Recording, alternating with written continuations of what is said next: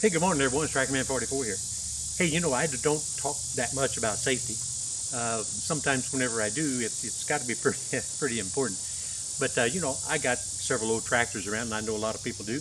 And you like to keep the weather off of them, so you cover them with tarps. And I mentioned this before in other videos. Sometimes it can be a pain in the rear end because I was uncovering this tractor I got behind me here, and I stirred up a set of those big-bodied red wasps, the nasty red wasps. And man, they come out of there and caught me twice on the upper lip and then twice right up here on the eyeball. So if I look a little puffy, it might be because I'm gaining a little bit of weight, but it's mostly because of them 4 wasp stings I got yesterday. Man, I mean, they hit hard. It was brutal. But it is what it is. I went ahead and they paid a much bigger price because I think I got all of them. But anyway, we're going to go ahead about the business of disturbing whatever's in there a little bit more. What's sitting behind me here is a Belarus, a Russian-made Belarus model 3045. It's a 2-cylinder, air-cooled diesel. It's four-wheel drive. It's got Category 2 3-point lift on the back with down pressure. And of course, it's got a quick attach, their version of a quick attach front loader bucket with teeth. So it's a tooth bucket, so it's going to be a digger. It's actually a pretty good tractor. I've had it for a number of years, and I've not had the time. I've tried to get to it, but I just have not had the time to get to it. I know it's got a bad clutch, and it's got a hydraulic system problem that will not raise the loader bucket. So I've got it up in the air, and I got it propped up with angle iron right now. But anyway, never got a chance to work on it, and so things come and things go, So I've made a deal and I've made a trade. And this puppy's got to get loaded up, get on the trailer, and get ready to be moved out of here. Hang in there. You're going to see us fight this one onto the trailer. No steering. It's also got power steering, so it means without the engine running, there's no hydraulic pump, and so I've got to turn the steering wheels with a bar because it's a hydraulic power steering. And if you notice, I got an exceptionally long chain on it. That's in case I disturb some more red wasps. It'll take a little while for them to get to me.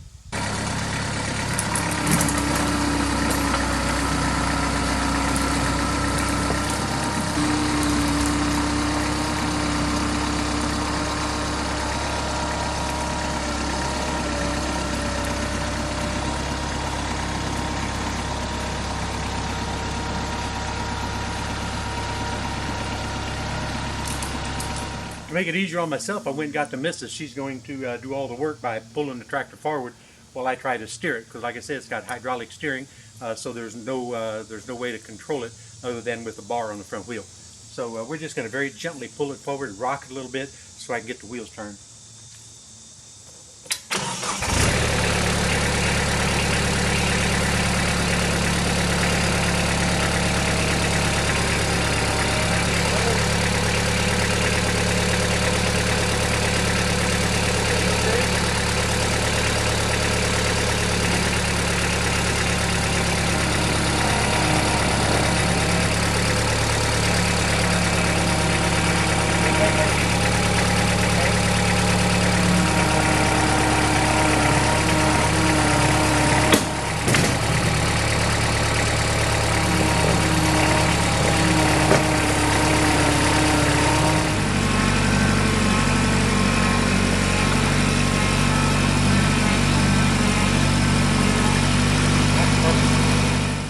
Well, I went ahead and hooked the 85 Ford up to the 26-foot triple axle gooseneck. This is my much older brother's trailer, but it's got a 12,000-pound Cummins winch on it, and we just run it with 600-amp jumper cable clamps with welding leads up to the battery. What I've done to minimize the strain on the electrical circuit is I've rigged up a 2-part line. You can see the snatch block there hooked up to the chain that wraps around the loader frame equal on both sides. So I've got that snatch block there, and that's going to double my output and minimize the amount of electrical strain on the electric circuit. So it'll take twice as long to load with a snatch block, but the load is greatly reduced and is much easier on your battery and on your winch motor and everything. I'm not anticipating a complete simple pull because, again, hydraulic steering. I'm going to have to adjust the steering on it.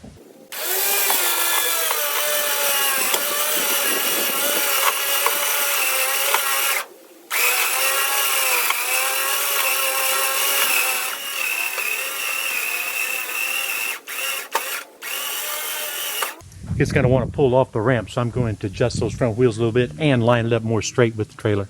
If you're wondering what that heavy roofing material is on that center ramp, with that real heavy material there, whenever you're running the snatch block up, it has a less of a tendency for the snatch block to hook onto the end of the trailer or on the ramp. So that just lets it kind of glide right up and over.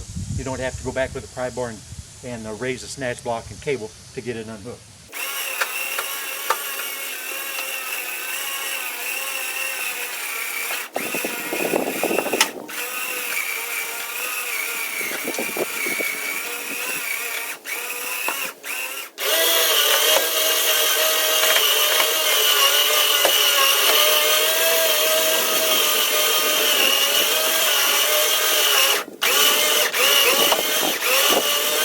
Okay guys, well, we just about got her bound down.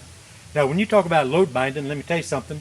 You open up a can of worms there just about as much as somebody arguing a Ford's better than a Chevrolet and a Chevrolet's better than a Dodge is better than neither one of them. All that kind of stuff. You know, it's opinion to a certain extent. But the main thing is you have to follow what your Department of Transportation in your province, if you're in Canada, or the state you're in, requires. Now we're not commercial haulers or anything like that. We're just doing it for ourselves. And they're a little bit lenient on people like myself.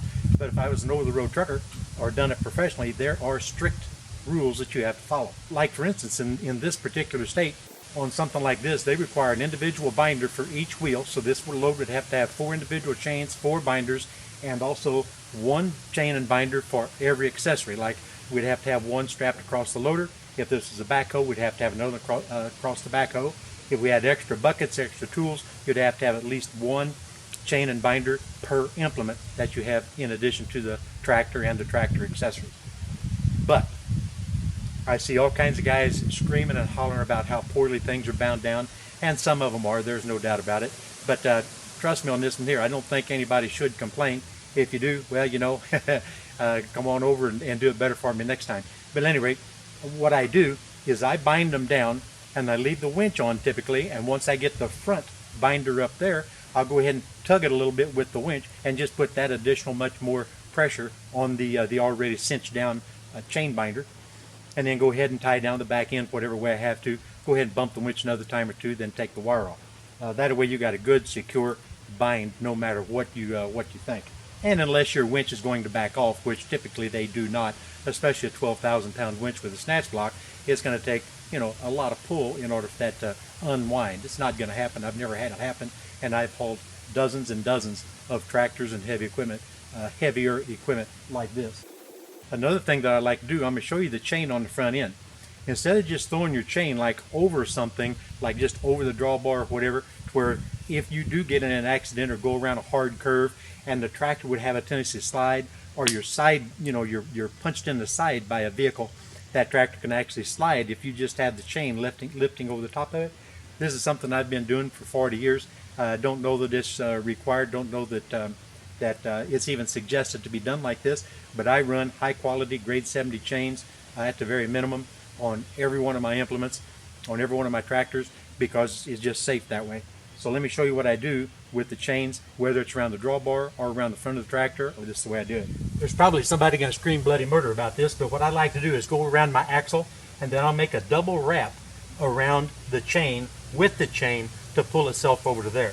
What that does is that ensures that there's absolutely no slip, no slide, no nothing, especially if you do it on the back end, on the drawbar, or on a slick front axle. This front axle's got a bunch of bumps and stuff in it that probably wouldn't do anything anyway, but this way here, in my estimation, ensures that it's not going to go anywhere. Another thing that I do that is not necessary, you know, on your chain binders you have a right-handed thread and a left-handed thread on each end. That's how it tightens up when you draw it in. Sometimes you get a little confused. It's either extremely cold or it's nasty and hot and everything, you know, and sometimes it's a little difficult, you know, to see which way you need to ratchet it, you know, because you're just in a hurry. But what I always do whenever I pick these up and throw them on there is I take them and I put the right-handed threads away from me. That way I automatically know every time I walk up to a binder, you know, this way is going to tighten, this way is going to loosen. There's nothing like coming up to load that's got 5 binders on it, 6 binders on it, half of them are this way and half of them are that way, and you know, it's hot and miserable or cold and miserable, and it's just an aggravation. So I put all my right hand threads away from me, no doubt, no question, every time it's the same way. But like I always say, don't do as I say and definitely don't do as I do. And if you don't like this, don't complain about it. It's what I do, and it's worked fine for me for 40 years or more. Now, ideally, while loading the tractor, I'd like to get them center of the trailer. I play it by ear as far as where to place the weight, on the axles is concerned. I like to be a little bit forward, give me some bed weight or tongue weight. But I really like to try to get them centered of the trailer. This one here didn't work out so much because it's got hydraulic steering, and I'm working by myself. Had a little bit of a difficult time getting it dead center. And it really doesn't matter. I'm only going 3 miles or thereabouts, and it's off center by about 12 inches to this side of the trailer, but it's not going to make any difference to me on this particular one. Now, if I was going across country with the load, I guarantee you it'd be dead center. It's that critical to me anyway. This short distance, not so much. Now, if you notice, got the loader up in the air. I'm not going that far like I said before. I'm going to transport it with the loader in the up position, but I'm going to bind it down with a couple of ratcheting tie downs or a chain and binder. But if you look right here, I've got two on this side and on the other side, 2 1/4 inch thick by 3 inch by 3 inch angle iron that's actually propping the cylinder up to where it won't bleed off or it won't fall. But going the distance I'm going, there is still a chance I get a little bit of a bump. If I do get a little bit of a bump, and hydraulic, there is no pressure in the system, it might even be drained, I don't recall. But it could bounce if I hit the right bump. It could possibly bounce and knock out the angle iron. So I really should drop it down on the ground, but I'm not going to. But I am going to bind it down to where it cannot go anywhere. Well, guys, like it or not, the old Belarus is loaded up and ready to leave the property. It's going to go up for trade. Not going to disclose what it is we're trading for, but something that's going to take a considerable more amount of work. So I don't know, hopefully I'll be able to get around to that one, but at least it'll be something to look different, sitting in the woods for a while. So you know what, this is Trackman 44 and I'm out of here, guys. This is the tractor man pretending to get rid of one of his tractors. In actuality, he is taking this tractor over to his brother's house and bringing back another one.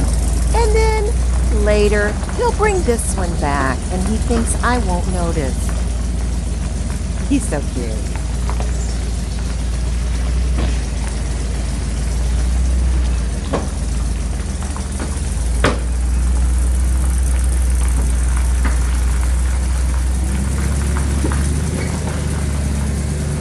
See you later, Belarus. Now I tell you, with hydraulic steering, it's always a challenge to load or unload a machine by yourself.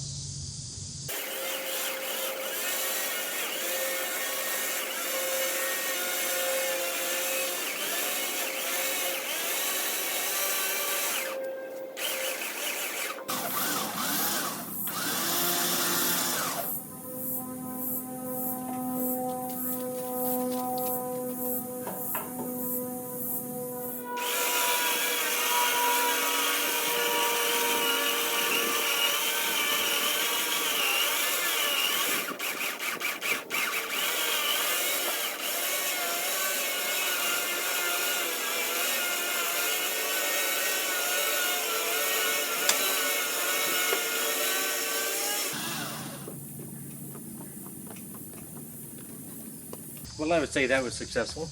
Like I said, with hydraulic steering and the engine not running, you have no control of your steering.